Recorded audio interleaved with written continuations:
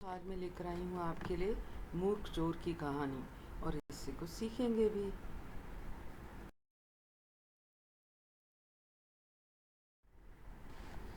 बहुत पहले की बात है।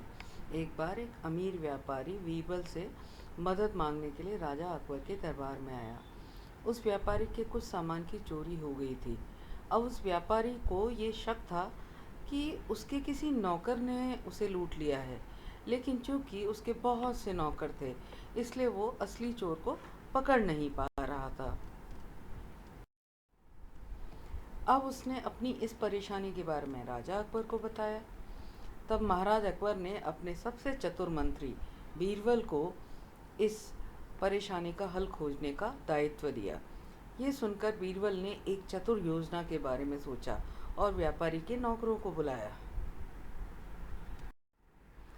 महामंत्री बीरबल ने प्रत्येक सेवक को एक समान लंबाई की एक छड़ी दी और फिर उनसे सभी को कहा कि अगले दिन तक चोर की छड़ी 2 इंच बढ़ जाएगी। ऐसा सिर्फ उसके साथ होगा जिसने व्यापारी का सामान चुराया है। अगले दिन बीरबल ने सभी नौकरों को सम्राट के दरबार में फिर से बुलाया। उसने देखा कि एक नौकर की छड़ी दूसरों की तुलना में 2 इंच छोटी थी।